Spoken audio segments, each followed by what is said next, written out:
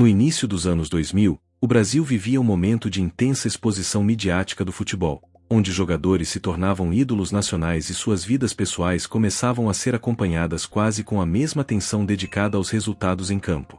É nesse cenário que surge a história de Elisa Samúdio, uma jovem mulher que, muito antes de se tornar um nome conhecido em todo o país, levava uma vida marcada por dificuldades, tentativas de ascensão profissional e pela busca por estabilidade.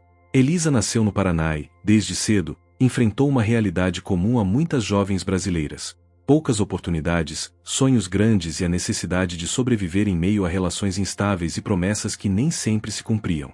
Ao se mudar para o Rio de Janeiro, ela buscava espaço no meio artístico e da moda, trabalhando como modelo e figurante, tentando se inserir em um ambiente competitivo e, muitas vezes, exploratório. Foi nesse contexto que Elisa conheceu Bruno Fernandes de Souza, então goleiro em ascensão no futebol brasileiro. O relacionamento entre os dois nunca foi oficialmente assumido de forma pública naquele primeiro momento, mas, segundo relatos posteriores e registros judiciais, eles mantiveram encontros frequentes. A relação, desde o início, era marcada por desequilíbrio de poder. De um lado, um atleta famoso, com dinheiro, influência e respaldo institucional de grandes clubes. Do outro, uma jovem sem a mesma estrutura, dependente emocionalmente e financeiramente, tentando manter algum tipo de reconhecimento e segurança. Com o passar do tempo, o envolvimento se tornou mais tenso, especialmente quando Elisa engravidou. A gravidez mudou completamente a dinâmica entre eles. Elisa passou a cobrar reconhecimento da paternidade, apoio financeiro e responsabilidade. Bruno, por sua vez, passou a negar o vínculo, questionar a paternidade e, segundo documentos oficiais, demonstrar resistência em assumir qualquer obrigação legal. Essa recusa não ficou restrita ao campo privado. Elisa procurou a justiça, registrou ocorrências e tentou garantir direitos básicos para o filho que esperava. Há registros de que, antes mesmo do desaparecimento, ela relatou ter sido vítima de ameaças, agressões e tentativas de intimidação, o que evidencia que o conflito já havia ultrapassado o limite de uma simples disputa pessoal. Mesmo diante desses sinais de alerta, o caso não recebeu, naquele momento inicial, a atenção necessária das autoridades. Como acontece em muitos episódios envolvendo mulheres em situação de vulnerabilidade, as denúncias não resultaram em medidas eficazes de proteção. Elisa continuou circulando entre o Rio de Janeiro e Minas Gerais, tentando negociar acordos, buscando reconhecimento legal e, ao mesmo tempo, cuidando do filho recém-nascido. O bebê nasceu em fevereiro de 2010, e, ainda assim, a situação permaneceu indefinida, aumentando a tensão entre as partes envolvidas. No mês de junho de 2010, Elisa aceitou viajar para Minas Gerais após contatos que indicavam uma possível conversa definitiva sobre a situação do filho. A promessa de diálogo, resolução e talvez algum tipo de acordo serviu como argumento para convencê-la a ir até a região de Belo Horizonte. Essa decisão marcaria o último registro de Elisa em liberdade. A partir daquele momento, sua trajetória deixa de ser apenas uma história de conflito pessoal e passa a se transformar em um dos casos criminais mais emblemáticos e perturbadores do país. O desaparecimento de Elisa não foi imediato aos olhos do público. Nos primeiros dias, a ausência foi percebida apenas por pessoas próximas. No entanto, quando o contato cessou completamente e o paradeiro dela se tornou desconhecido, os sinais de algo grave começaram a surgir. A situação se agravou quando o filho de Elisa foi encontrado dias depois em circunstâncias que levantaram ainda mais suspeitas. A criança estava sob os cuidados de terceiros, em local diferente daquele onde a mãe deveria estar, o que indicava que Elisa não havia simplesmente decidido desaparecer por vontade própria. A partir desse ponto, a narrativa ganha contornos de um caso que mistura fama, violência, omissão institucional e uma busca desesperada por respostas. O nome de Elisa Samúdio passa a circular na imprensa, inicialmente de forma cautelosa, mas rapidamente toma proporções nacionais. O contraste entre a imagem pública de um atleta consagrado e o desaparecimento de uma jovem mãe cria um choque que prende a atenção do país inteiro. Ainda assim, naquele estágio inicial da investigação, muitas perguntas permaneciam sem resposta, e o que havia eram apenas indícios, relatos fragmentados e uma sensação crescente de que algo muito grave havia ocorrido. Esse primeiro momento do caso é fundamental para compreender tudo o que viria depois. Ele revela não apenas o início de uma investigação criminal, mas também um retrato social de como relações desiguais, combinadas com negligência e poder, podem resultar em tragédias profundas. Elisa, até então, não era vista como símbolo ou estatística, mas como uma pessoa real, com planos, medos e um filho pequeno que dependia dela. Seu desaparecimento não foi um evento isolado, mas o resultado de uma sequência de conflitos ignorados, alertas minimizados e decisões que, aos poucos, conduziram a um desfecho irreversível. Com o desaparecimento de Elisa Samúdio confirmado, o caso começa a ganhar contornos mais definidos e, ao mesmo tempo, mais perturbadores. A ausência de qualquer contato, somada ao fato de seu filho ter sido encontrado longe dela, levantou rapidamente a hipótese de que Elisa não havia desaparecido de forma voluntária. Amigos próximos e familiares passaram a relatar à polícia que ela vinha demonstrando medo nos meses anteriores, especialmente após insistir no reconhecimento da paternidade e no pagamento de pensão. Esses relatos passaram a ser considerados peças importantes na reconstrução dos acontecimentos que antecederam seu sumiço. As investigações iniciais apontaram que Elisa esteve em Minas Gerais poucos dias antes de desaparecer completamente. Registros de deslocamento, depoimentos e dados telefônicos indicaram que ela havia sido levada até a região metropolitana de Belo Horizonte após contatos que sugeriam uma tentativa de acordo. A narrativa de uma conversa definitiva parecia, naquele momento, plausível, já que havia disputas judiciais em andamento e negociações informais acontecendo paralelamente. No entanto, à medida que os investigadores aprofundavam a apuração, começaram a surgir contradições nos relatos de pessoas ligadas ao círculo de Bruno Fernandes. A polícia passou a analisar com atenção o comportamento do goleiro após o desaparecimento. Enquanto Elisa não dava mais sinais de vida, Bruno mantinha sua rotina profissional quase intacta, treinando normalmente e participando de compromissos esportivos.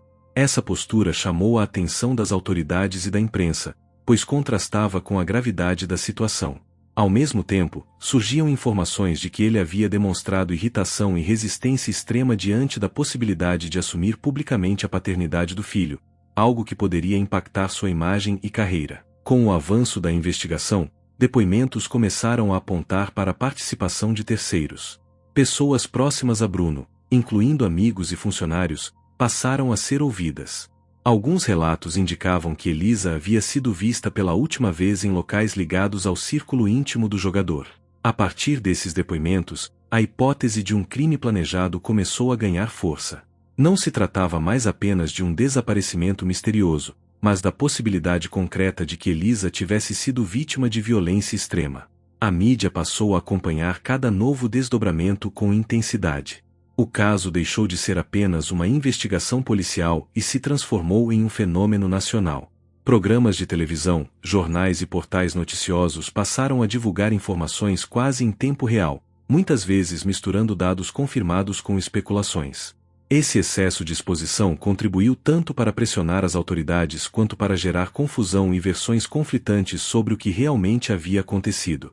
Em meio a esse cenário, a figura de Elisa começou a ser reconstruída publicamente. Fotos, vídeos antigos e relatos de conhecidos passaram a circular, humanizando a vítima e trazendo à tona sua história de vida. Ao mesmo tempo, surgiram discursos que tentavam desqualificar sua imagem, prática comum em casos envolvendo mulheres que denunciam homens poderosos. Essas narrativas paralelas revelaram um problema estrutural mais profundo: a tendência de parte da sociedade em questionar a vítima em vez de concentrar esforços na responsabilização dos envolvidos. A investigação avançava, mas ainda sem a principal resposta: onde estava Elisa Samúdio?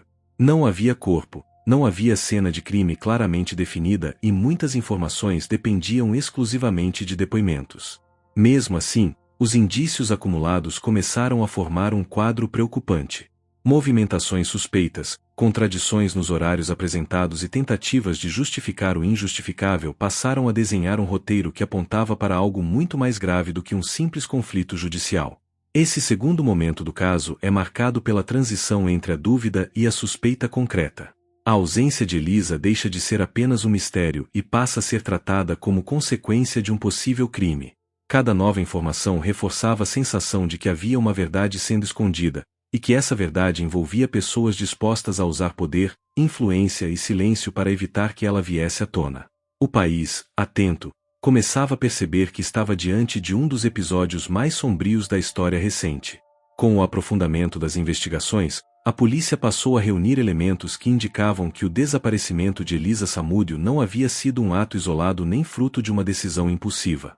Os indícios apontavam para uma sequência de ações coordenadas, envolvendo mais de uma pessoa e executadas com o objetivo claro de impedir que Elisa continuasse exigindo seus direitos e expondo o conflito publicamente. A partir desse momento, a investigação começou a se concentrar não apenas no paradeiro da vítima, mas também na dinâmica de poder existente entre os envolvidos. Depoimentos colhidos nesse período revelaram que Elisa teria sido mantida em locais controlados por pessoas ligadas diretamente a Bruno Fernandes. Essas informações surgiram de maneira fragmentada, muitas vezes acompanhadas de contradições e recuos, o que levantou a suspeita de que havia medo, lealdade forçada ou tentativas de autoproteção por parte de quem falava. A polícia passou a cruzar esses relatos com dados telefônicos, registros de deslocamento e movimentações financeiras, tentando reconstruir, passo a passo, os últimos dias de Elisa. Enquanto isso, o comportamento de Bruno seguia sob escrutínio. A postura distante, a ausência de cooperação espontânea e as mudanças em versões apresentadas ao longo do tempo fortaleceram a percepção de que havia algo sendo ocultado. As autoridades também passaram a observar o entorno do jogador, identificando pessoas que exerciam funções de confiança e que poderiam ter participado, direta ou indiretamente, dos acontecimentos. A investigação deixava claro que, mesmo sem um corpo, a soma de indícios começava a formar um quadro consistente. Nesse período, surgiram relatos ainda mais perturbadores, indicando que Elisa teria sido submetida a ameaças constantes e constrangimentos antes de desaparecer. Essas informações reforçaram a hipótese de que o crime, se confirmado, teria sido precedido por um processo de intimidação. O objetivo seria quebrar a resistência de Elisa e forçá-la a recuar em suas reivindicações legais. Quando isso não ocorreu, a situação teria escalado para um nível extremo de violência. A repercussão pública aumentava à medida que detalhes mais sombrios vinham à tona. A sociedade passou a acompanhar o caso não apenas como um crime envolvendo uma figura pública, mas como um símbolo de violência contra a mulher e de abuso de poder. Manifestações, debates e cobranças por justiça começaram a surgir, ampliando a pressão sobre as autoridades. A ausência do corpo, longe de enfraquecer a investigação, passou a ser interpretada como um elemento que indicava tentativa deliberada de ocultação de provas. A polícia intensificou as buscas em áreas rurais e propriedades ligadas aos investigados. Cães farejadores, perícias em veículos e análises técnicas passaram a fazer parte da rotina do caso. Cada nova diligência alimentava a expectativa de uma descoberta decisiva, mas também aumentava a angústia coletiva diante da falta de respostas concretas. O silêncio em torno do destino de Elisa tornava-se cada vez mais pesado, transformando o caso em uma ferida aberta na opinião pública. Esse estágio da investigação consolidou uma mudança definitiva na forma como o caso era tratado. Já não se falava mais em desaparecimento sem causa definida. As autoridades passaram a trabalhar com a convicção de que Elisa havia sido vítima de um crime grave, ainda que os detalhes finais permanecessem obscuros. O desafio agora era romper o pacto de silêncio que parecia proteger os envolvidos e reunir provas suficientes para responsabilizar os autores. O caso de Elisa Samúdio, nesse ponto, ultrapassa o âmbito individual e se transforma em um retrato das falhas estruturais que permitem que crimes dessa natureza ocorram. Ele expõe a dificuldade de proteger vítimas que enfrentam pessoas influentes e a lentidão com que o sistema reage a sinais claros de perigo. A cada dia sem respostas, aumentava a sensação de que a verdade estava próxima, mas ainda cercada por camadas de medo, omissão e interesse.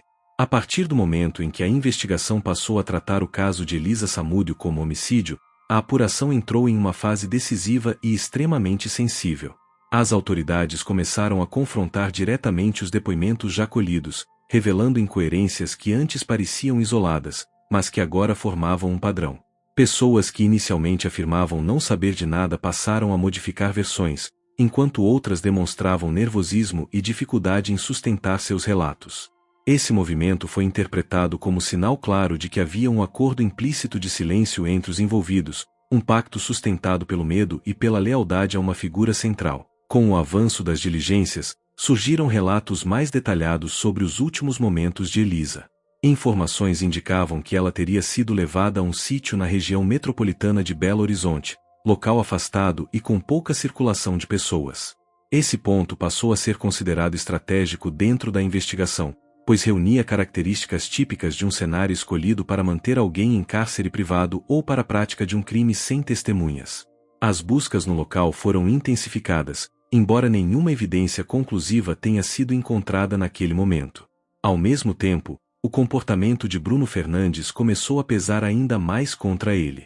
Contradições em seus depoimentos, tentativas de minimizar o relacionamento com Elisa e declarações que entravam em choque com provas documentais reforçaram a suspeita de que ele tinha participação direta nos fatos. A imagem pública de ídolo esportivo começou a ruir rapidamente, sendo substituída por uma figura associada à frieza, à negação e à tentativa de escapar de responsabilidades legais e morais. Outro ponto crucial dessa fase foi a revelação de que o filho de Elisa havia sido retirado de sua guarda de forma irregular. O paradeiro da criança e as circunstâncias em que ela foi entregue a terceiros levantaram fortes indícios de que o bebê teria sido usado como instrumento de pressão psicológica. Essa descoberta chocou ainda mais a opinião pública e acrescentou uma camada de crueldade ao caso, deixando claro que não se tratava apenas de silenciar uma mulher, mas de controlar completamente sua vida e suas escolhas. A imprensa passou a divulgar informações mais contundentes, e o caso ganhou cobertura internacional. Veículos estrangeiros destacavam não apenas a violência do crime, mas também o fato de envolver um atleta profissional em um país apaixonado por futebol. Esse contexto ampliou o constrangimento institucional e aumentou a cobrança por respostas rápidas e eficazes. As autoridades passaram a agir sob intensa pressão, cientes de que qualquer erro poderia comprometer definitivamente a credibilidade da investigação. Nesse período, a polícia também passou a lidar com rumores e boatos que circulavam fora dos autos. Algumas versões exageradas ou distorcidas surgiram nas redes sociais e em programas sensacionalistas, dificultando ainda mais o trabalho investigativo. Mesmo assim, os responsáveis pelo caso tentaram se manter focados em provas concretas, depoimentos consistentes e análises técnicas, buscando separar fatos verificáveis de especulações. O quarto momento da história de Elisa Samúdio marca o ponto em que a verdade começa a emergir de forma mais nítida, ainda que incompleta. As peças do quebra-cabeça passam a se encaixar, revelando um cenário de violência planejada, abuso de poder e tentativa sistemática de ocultação. A ausência do corpo continuava sendo um obstáculo jurídico e emocional, mas já não era suficiente para impedir o avanço da responsabilização criminal. O caso caminhava, de forma irreversível, para uma reviravolta que mudaria para sempre a vida dos envolvidos e a percepção do público sobre justiça, fama e impunidade. O avanço da investigação levou a um ponto de ruptura quando alguns dos envolvidos passaram a colaborar com as autoridades, ainda que de forma parcial e muitas vezes motivados por interesses próprios. Esses depoimentos trouxeram, pela primeira vez, uma narrativa mais estruturada sobre o que teria acontecido com Elisa Samúdio após sua chegada a Minas Gerais. As informações indicavam que ela havia sido mantida sob vigilância constante, privada de liberdade e submetida a um ambiente de intimidação psicológica, onde qualquer tentativa de reação parecia impossível. Esse cenário reforçou a tese de que o crime não foi impulsivo, mas resultado de uma decisão tomada com antecedência. Com essas novas declarações, a polícia conseguiu reconstruir com maior precisão a sequência de eventos. Ficou evidente que a presença de Elisa em Minas Gerais não foi casual, mas fruto de uma articulação que envolveu promessas de resolução do conflito e uso da confiança como ferramenta de convencimento. Uma vez isolada, Elisa teria sido colocada em situação de completa vulnerabilidade, cercada por pessoas que agiam sob ordens ou influência direta de uma figura central. A partir desse momento, qualquer possibilidade de retorno seguro foi eliminada. A confirmação de que Elisa provavelmente havia sido assassinada, mesmo sem a localização de seu corpo, representou um marco jurídico e simbólico. O caso passou a ser tratado como um dos exemplos mais claros de que a materialidade de um crime pode ser comprovada por um conjunto robusto de indícios, testemunhos e provas indiretas. Essa abordagem foi fundamental para evitar que a ausência do corpo fosse usada como estratégia de impunidade, algo comum em crimes planejados com alto grau de ocultação. Enquanto isso, a situação do filho de Elisa ganhava destaque crescente. A criança passou a ser reconhecida oficialmente como vítima indireta de todo o processo, e decisões judiciais começaram a ser tomadas para garantir sua proteção. Esse aspecto do caso trouxe um peso emocional ainda maior à narrativa, pois simbolizava não apenas a interrupção brutal da vida de Elisa, mas também o impacto permanente de suas escolhas forçadas sobre alguém que sequer tinha condições de se defender. A reação da sociedade foi intensa. O caso passou a ser discutido em universidades, movimentos sociais e debates sobre violência de gênero. Elisa deixou de ser vista apenas como personagem de uma tragédia individual e passou a representar milhares de mulheres que enfrentam relações abusivas e ameaças ao tentar exercer seus direitos. Esse reconhecimento coletivo ampliou o significado do caso, transformando-o em um divisor de águas no debate público sobre responsabilidade, poder e justiça. No campo jurídico, os investigadores enfrentaram desafios complexos. A necessidade de consolidar provas, garantir a validade dos depoimentos e lidar com a exposição midiática exigiu cautela extrema. Cada passo precisava ser calculado para evitar nulidades processuais que pudessem comprometer o julgamento futuro. Ainda assim, o acúmulo de evidências começava a apontar para uma responsabilização inevitável, mesmo diante das tentativas de confundir, atrasar ou desviar o foco da investigação. Esse quinto momento da história evidencia a transição entre a suspeita e a confirmação. A dúvida sobre o destino de Elisa dá lugar à compreensão de que houve um crime grave, planejado e executado com frieza. A narrativa deixa de ser construída apenas a partir de perguntas e passa a se apoiar em respostas duras, que expõem uma realidade desconfortável, a de que o poder, quando não é confrontado, pode se tornar instrumento de destruição. A partir daqui, o caso entra em uma fase em que não há mais retorno possível, apenas a busca por justiça diante de uma verdade que começa a se revelar por completo. Com a consolidação da tese de homicídio, o caso de Elisa Samúdio entrou em uma fase ainda mais delicada, marcada pela formalização de acusações e pelo aprofundamento das responsabilidades individuais. As autoridades passaram a tratar os envolvidos não apenas como suspeitos, mas como peças de um mesmo contexto criminoso, cada uma com um papel específico dentro da engrenagem que levou ao desaparecimento definitivo de Elisa. Essa abordagem permitiu compreender que o crime não foi resultado da ação isolada de uma única pessoa, mas sim de uma cadeia de decisões, omissões e colaborações conscientes. Nesse período, a justiça começou a autorizar prisões preventivas, entendendo que havia risco concreto de interferência nas investigações e possibilidade de fuga. As prisões representaram um choque para a opinião pública, especialmente por envolver nomes ligados diretamente ao esporte profissional. A imagem de um atleta algemado percorreu o país e marcou simbolicamente a queda de um ídolo. Para muitos, esse momento representou a ruptura definitiva entre a fama construída nos gramados e a realidade dura dos fatos revelados fora deles. Ao mesmo tempo, novos depoimentos passaram a detalhar o funcionamento interno do grupo envolvido. Ficou mais claro como ordens eram transmitidas, como tarefas eram distribuídas e de que forma o silêncio era imposto. O medo aparecia como elemento central, seja pelo receio de represálias, seja pela dependência financeira ou emocional em relação à figura principal do caso. Esses relatos ajudaram a explicar por que tantas informações demoraram a vir à tona e por que versões falsas foram sustentadas por tanto tempo. A ausência do corpo de Elisa continuava sendo um ponto sensível, tanto para a investigação quanto para a sociedade. Ainda assim, perícias técnicas, análises de contexto e testemunhos coerentes reforçavam a conclusão de que ela não estava mais viva. A justiça passou a trabalhar com o entendimento de que a ocultação do cadáver fazia parte da estratégia criminosa, justamente para dificultar a responsabilização penal. Esse entendimento foi fundamental para sustentar o andamento do processo e impedir que lacunas fossem usadas como brechas legais. Enquanto isso, a repercussão do caso seguia intensa. Debates sobre violência doméstica, machismo estrutural e responsabilidade institucional ganharam espaço. Especialistas passaram a apontar falhas anteriores, como a falta de proteção adequada a Elisa mesmo após denúncias formais. O caso expôs, de maneira dolorosa, como o sistema muitas vezes falha em agir preventivamente, reagindo apenas quando o pior já aconteceu. A situação do filho de Elisa também avançava judicialmente. Decisões foram tomadas para garantir sua guarda em ambiente seguro, longe do contexto de violência que marcou sua origem. Esse desdobramento trouxe um misto de alívio e tristeza narrativa. Alívio por saber que a criança estaria protegida, e tristeza por simbolizar tudo o que Elisa perdeu, inclusive a chance de criar o próprio filho. O sexto momento da história consolida a transformação definitiva do caso em um marco jurídico e social. Já não se tratava apenas de punir culpados, mas de reconhecer publicamente a gravidade dos fatos e o impacto coletivo daquela tragédia. A figura de Elisa Samúdio passou a ocupar um espaço simbólico na memória do país, representando não apenas uma vítima específica, mas todas aquelas que tiveram suas vozes silenciadas por relações abusivas e pelo uso do poder como arma.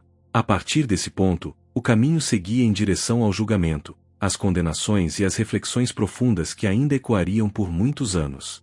Com o processo judicial avançando, o caso de Elisa Samúdio entrou na fase mais aguardada e, ao mesmo tempo, mais tensa, a preparação para o julgamento. As investigações já haviam reunido um volume significativo de provas indiretas, depoimentos consistentes e elementos que, juntos, sustentavam a acusação de homicídio, sequestro e ocultação de cadáver.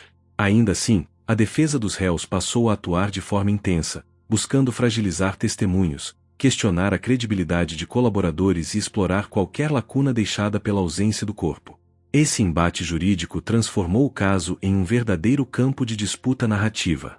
Durante as audiências preliminares, detalhes antes restritos aos autos começaram a ser expostos publicamente de maneira mais sistemática. Relatos de violência psicológica, ameaças anteriores e o contexto de dominação exercido sobre Elisa passaram a ser apresentados como parte essencial da compreensão do crime.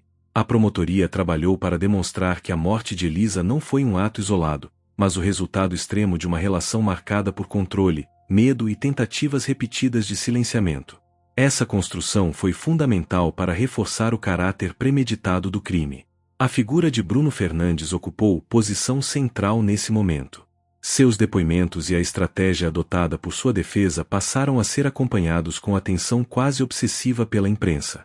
Cada declaração era analisada, cada expressão corporal interpretada, ampliando ainda mais a exposição do caso. Ao mesmo tempo, essa superexposição gerava debates sobre o limite entre o direito à informação e o sensacionalismo, já que o julgamento ocorria sob os olhos de todo o país. Outro aspecto marcante dessa fase foi o impacto emocional sobre familiares e pessoas próximas a Elisa. A ausência do corpo continuava a impedir um luto completo, prolongando a dor e a sensação de injustiça. Ainda assim, a possibilidade concreta de responsabilização trouxe uma expectativa silenciosa de que, ao menos no campo legal, alguma forma de reparação seria alcançada. O julgamento passou a ser visto como o único espaço onde a voz de Elisa poderia, simbolicamente, ser ouvida. No âmbito social, o caso seguia provocando reflexões profundas. Discussões sobre o tratamento dado a mulheres que denunciam homens poderosos ganharam força, assim como críticas à forma como o sistema esportivo e instituições relacionadas lidam com comportamentos abusivos fora de campo. O nome de Elisa Samúdio passou a ser citado em campanhas e debates como exemplo de uma tragédia que poderia ter sido evitada caso os alertas iniciais tivessem sido levados a sério. À medida que o julgamento se aproximava, crescia também a tensão entre expectativa e frustração. Muitos temiam que a complexidade do caso, somada à influência dos envolvidos, pudesse resultar em decisões controversas. Outros acreditavam que a robustez das provas seria suficiente para garantir condenações exemplares. Esse clima de incerteza refletia não apenas a ansiedade em torno do desfecho, mas também a descrença histórica de parte da população na efetividade da justiça. O sétimo momento da história representa, portanto, o confronto direto entre a verdade construída ao longo da investigação e as tentativas de desconstruí-la no tribunal. É o ponto em que o caso deixa definitivamente o campo da apuração e entra no território do julgamento público e jurídico.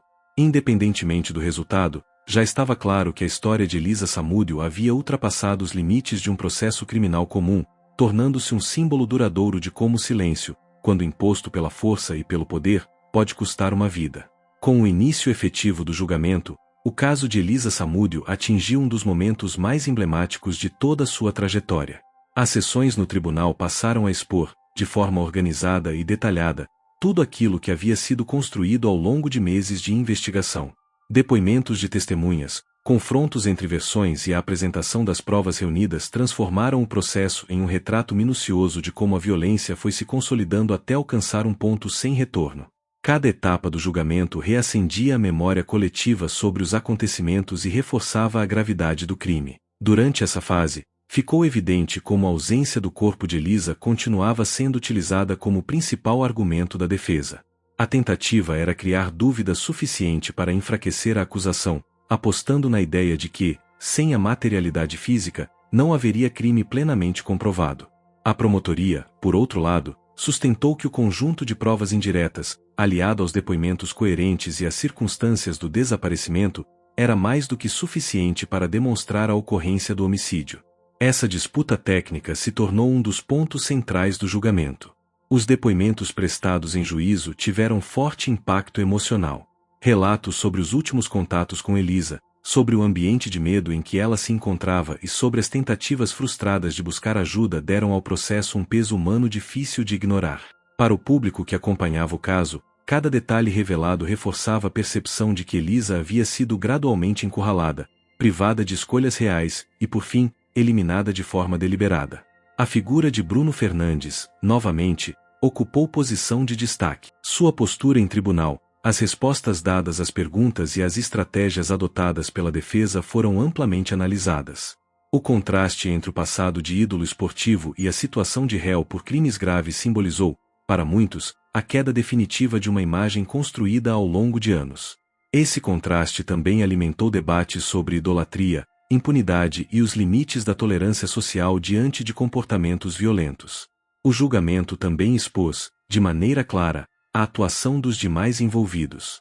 Cada um passou a ser visto não apenas como personagem secundário, mas como parte de uma engrenagem que funcionou para viabilizar o crime.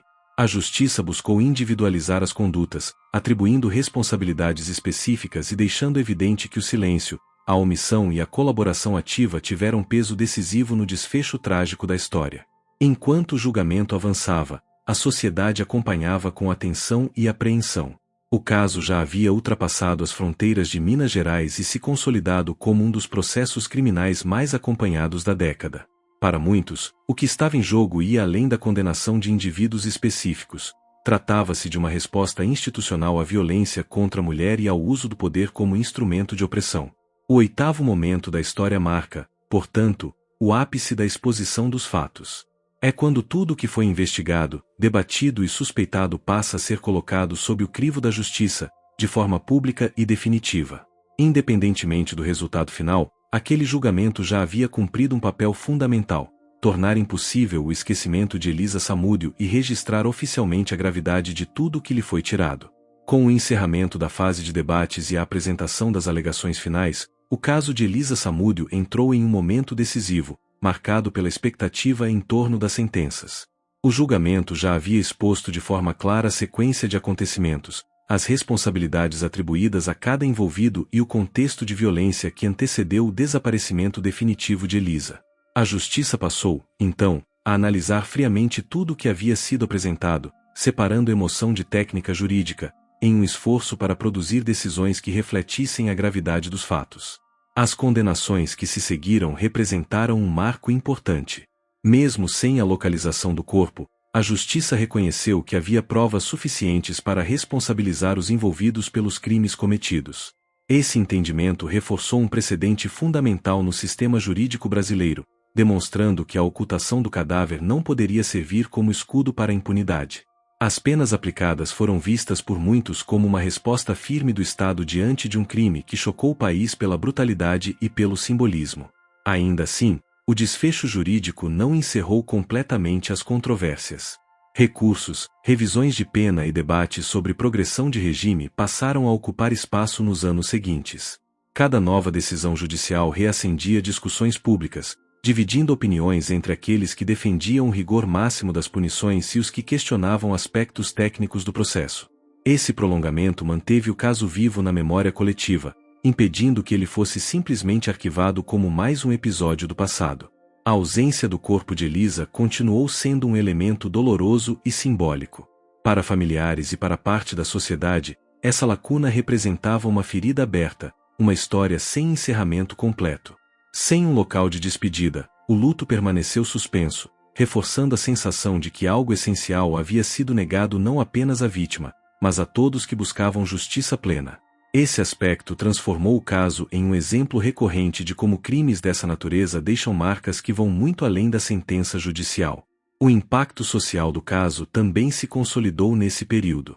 Elisa Samúdio passou a ser lembrada em debates sobre violência de gênero, direitos das mulheres e falhas institucionais na proteção de vítimas.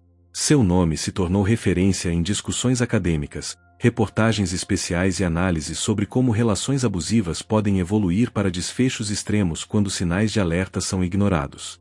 Dessa forma, sua história deixou de ser apenas um caso criminal e passou a integrar um debate estrutural mais amplo. O nono momento da narrativa revela que, mesmo após as condenações, o caso não encontrou um encerramento definitivo. Ele permaneceu vivo no imaginário coletivo, não apenas pelo crime em si, mas pelo que representava.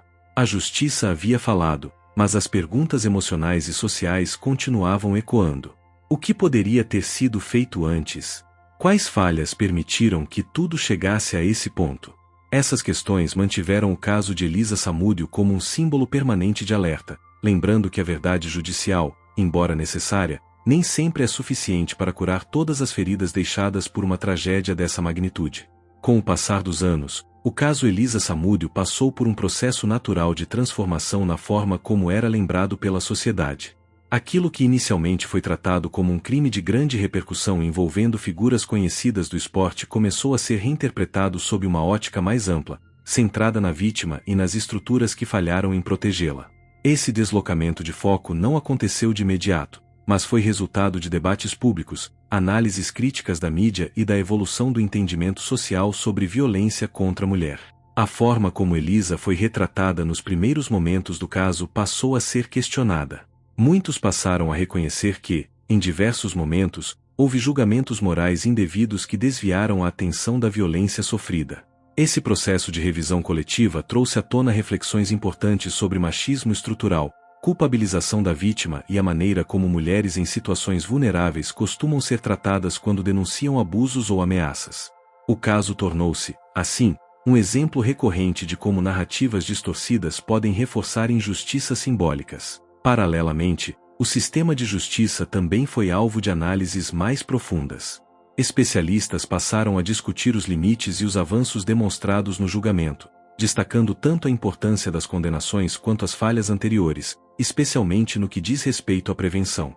O fato de Elisa ter buscado reconhecimento de direitos, proteção e segurança antes de seu desaparecimento reforçou a percepção de que alertas claros foram ignorados, o que reacendeu debates sobre a responsabilidade institucional em casos de risco iminente. O impacto do caso ultrapassou o campo jurídico e passou a influenciar discussões legislativas, acadêmicas e sociais. Ele começou a ser citado em estudos sobre feminicídio, violência doméstica e desaparecimento de pessoas, funcionando como um ponto de referência para análises sobre padrões de comportamento abusivo e escalada da violência. Mesmo sem novas revelações concretas, sua história continuou sendo utilizada como ferramenta de conscientização, mostrando como sinais negligenciados podem culminar em tragédias irreversíveis. A mídia, por sua vez, também passou por um processo de autocrítica. Documentários, reportagens especiais e produções investigativas posteriores buscaram reconstruir a narrativa de forma mais responsável, priorizando fatos comprovados e evitando sensacionalismo. Esse movimento refletiu uma tentativa de reparar erros anteriores e oferecer ao público uma visão mais equilibrada, centrada na compreensão do caso e não apenas no choque ou na curiosidade mórbida. Mesmo com o tempo, o desaparecimento definitivo de Elisa Samúdio permaneceu como um ponto sensível e inquietante. A ausência de respostas completas continuou alimentando a sensação de que algo ainda estava em aberto.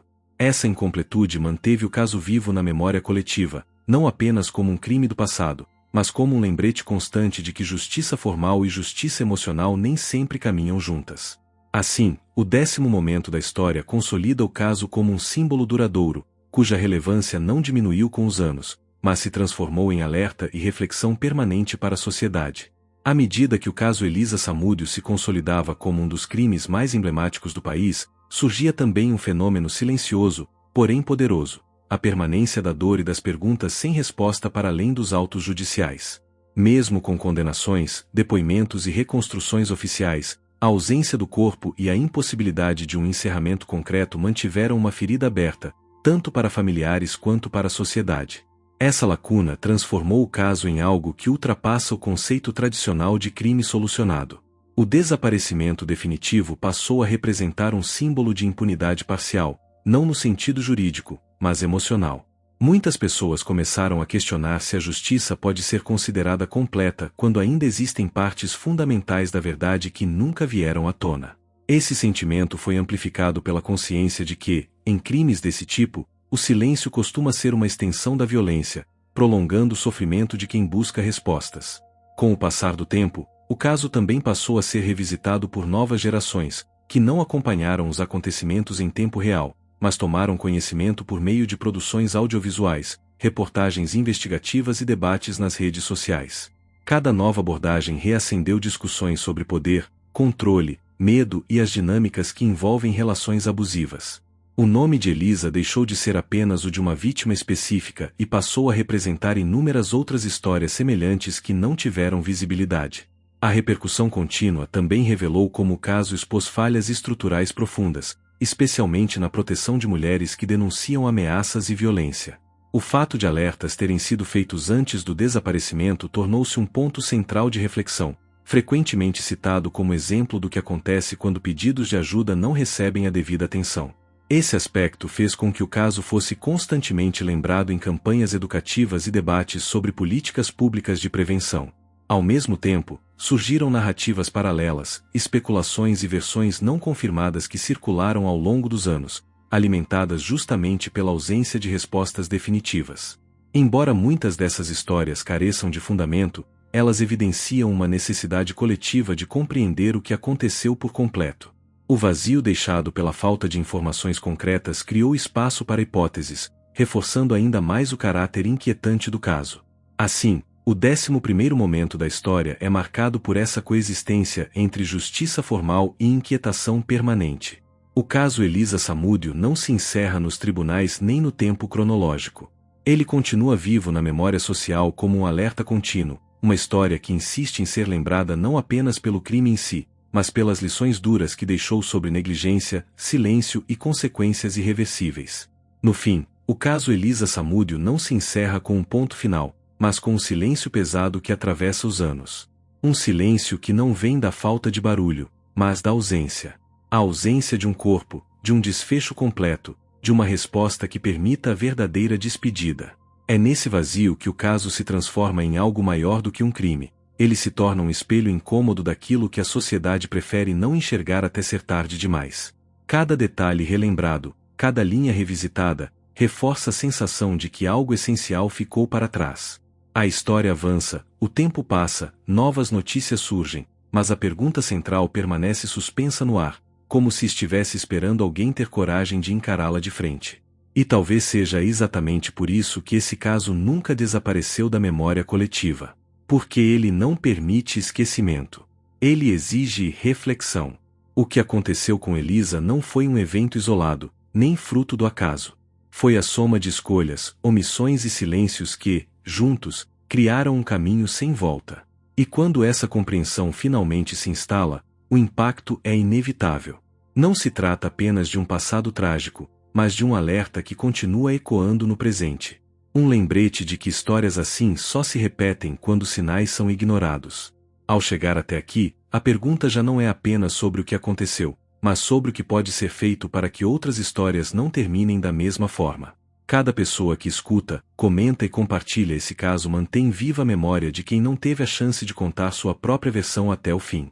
Manter essa história viva é também uma forma de resistência contra o esquecimento. Agora eu quero saber de você. Qual parte dessa história mais te marcou? Você acredita que ainda existem verdades que nunca vieram à tona? Deixe seu comentário, porque sua opinião faz parte dessa discussão. Se inscreva no canal para continuar acompanhando investigações profundas como essa e deixe seu like para que mais pessoas tenham acesso a histórias que não podem ser apagadas pelo tempo. Porque enquanto alguém lembrar, questionar e falar sobre isso, esse caso jamais será apenas mais um.